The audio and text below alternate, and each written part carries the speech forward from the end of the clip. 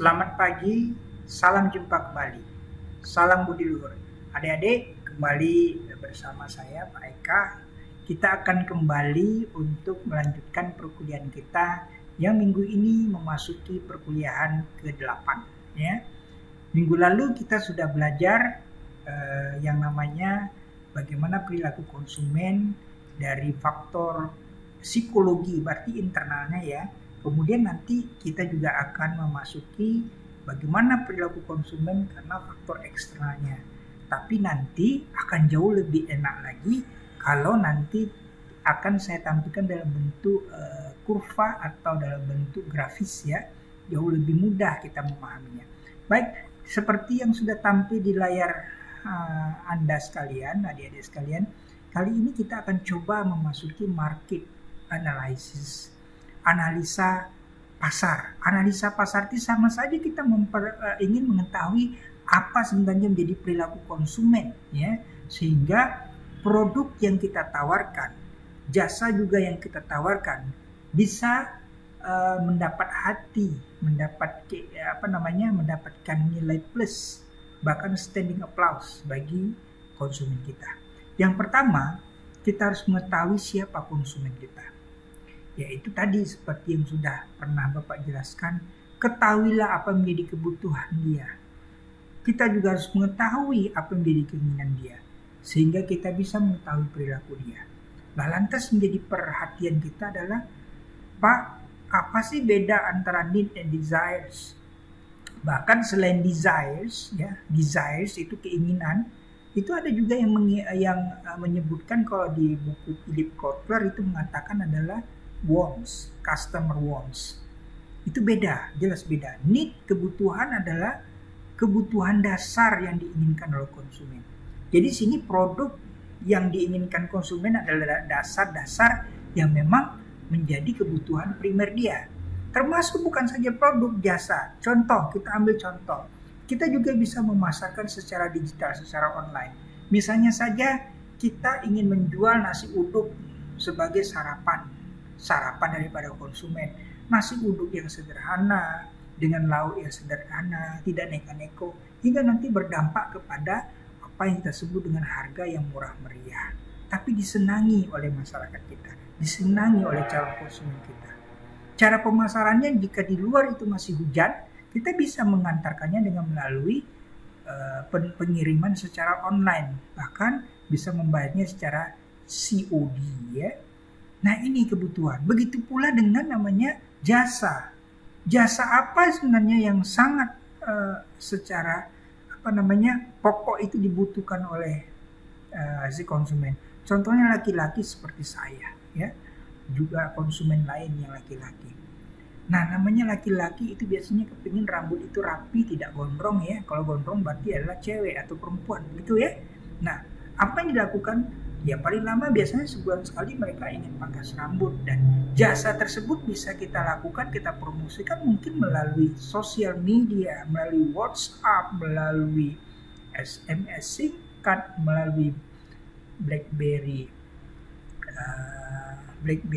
message, kemudian BBM ya, bisa juga melalui Facebook, bahwasanya kita menawarkan jasa pangkas rambut yang murah meriah, higienis dan tidak mahal dan segala macam. Ini juga merupakan suatu kebutuhan ya. Anak-anak, apalagi anak sekolah yang tidak diperbolehkan untuk berambut panjang gitu ya. Ini kesempatan yang luar biasa. Atau jasa pengantaran gas untuk masak ya. Gas ini adalah merupakan kebutuhan pokok yang diinginkan oleh setiap keluarga yang memiliki kakak apalagi. Nggak akan mungkin sekarang orang masak di tengah kota dengan menggunakan kayu bakar. Nah, jasa antar jemput tabung gas itu merupakan suatu peluang yang cukup baik apabila memang kita bisa memanfaatkan peluang ini. Apalagi jika pelayanan itu baik, tepat waktu dan ramah gitu ya. Orang akan mengenal kita. Kemudian desire ini adalah keinginan atau yang kita sebut juga adalah kemauan lain. Segala sesuatu di luar dari kebutuhan pokok, jadi juga kebutuhan sekunder bahkan tersier ya. Misalnya saja kalau dulu kita tidak butuh yang namanya jam tangan, mungkin sekarang jam tangan adalah segala sesuatu yang dibutuhkan oleh konsumen. Selain itu juga HP, handphone itu juga merupakan segala sesuatu yang di luar daripada kebutuhannya. Misalnya saja jasa antar jemput daripada mekanik motor atau jasa mekanik mobil dan segala macam, itu juga segala sesuatu yang perlu untuk kita pikirkan. Ya, desires. Atau mungkin hal-hal lain di luar dari kebutuhan pokok ya, kebutuhan tersier atau kebutuhan sekunder, itu juga banyak sekali, tidak saja produk tapi juga jasa. Salah satu produk misalnya saja ya, kita ambil contoh lain ya, misalnya ya rumah sudah ada nih, tapi dia butuh lagi yang namanya perabot rumah tangga yang luxe dan segala macam. Nah, ini kenapa tidak kita sediakan ya, kenapa tidak kita sediakan? Bahkan sekarang banyak sekali vendor-vendor yang menyediakan kebutuhan perabot rumah tangga dalam bentuk ruangan yang luas, nyaman, ber-AC, jadi seperti mall, khusus menjual household appliance, peralatan perabot rumah tangga ya. Kemudian itu semua akan menjadi perilaku konsumen. Perilaku ya, it's behavior, customer behavior. Perilaku konsumen ini bisa positif dan negatif loh ya. Kalau dia positif, artinya dia senang dengan apa yang dijual oleh kita. Baik itu bisa memenuhi kebutuhannya, begitu pula bisa memenuhi keinginan di luar kebutuhannya. Sehingga dia memiliki perilaku positif. Tapi sebaliknya ada juga yang berperilaku negatif, dia tidak senang, bahkan dia menjauh dari kita. Nah, ini yang bahaya. Kemudian yang kedua, market analysis yang kedua adalah the company.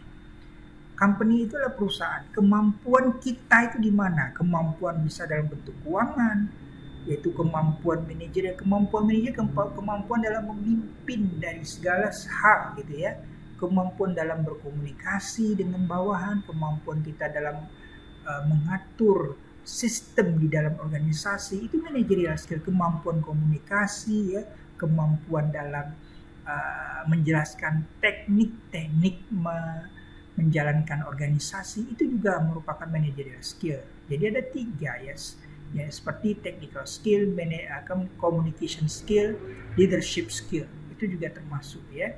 Kemudian production, jadi kemampuan produksi kita menghasilkan segala sesuatu dibutuhkan konsumen sampai di mana gitu ya. Misalnya tadi kita menyiapkan atau menyediakan segala sesuatu makanan sarapan pagi bagi konsumen. Mungkin tidak saja bubur ayam, tapi seperti yang saya jelaskan minggu lalu pertemuan ke-7, kita juga mampu menjelaskan atau mampu menyediakan namanya makanan nasi uduk dan segala macam. Kemudian kesiapan teknologi. Nah, ini penting. Ini biasanya adalah bagi vendor-vendor yang berkecimpung dari barang-barang elektronik. Misalnya saja TV sekarang tidak lagi merupakan TV monolog. Sehingga di akhir Desember nanti tahun 2021 ini seluruh siaran televisi itu bertenaga atau berteknologi digital, yang artinya akan menciptakan layar yang lebih tajam, layar yang lebih jernih, suara yang lebih jernih. Nah, teknologi TV seperti apa yang disebut yang diinginkan konsumen adalah teknologi TV dengan TV digital, tidak lagi TV monolog. Nah, jadi kemampuan kita untuk mengikuti apa perkembangan keinginan konsumen harus kita lakukan. Kemudian reputation ini artinya kita mempertahankan kejujuran. Produk dan jasa yang kita tawarkan adalah produk jasa yang benar. Kemudian baru kita mampu melakukan penjualan dengan baik yang disebut dengan marketing skill. Kemudian kita juga yang ketiga mengenal siapa sih pesaing kita. Pesaing itu jangan dianggap sebagai sesuatu ancaman saja ya, kadang-kadang bisa peluang. Kita bisa melakukan benchmark kita bisa meniru, kenapa ya kok tetangga sebelah bisa sukses penjualnya, itu kita bisa tirulah yang positif, jangan tiru yang negatif. Kemudian kondisi, ketahuilah bahwa kondisi ini sama seperti perilaku konsumennya, yaitu artinya kondisi pasar di luar itu bisa berubah. Hanya gara-gara perubahan harga, permintaan bisa sangat tinggi, tapi bisa turun. Maka sesuaikanlah dengan permintaan pasar dan perubahan regulasi pemerintah yang ada. Untuk itu kita harus terus mengamati perubahan itu sesuai dengan kondisi yang berubah.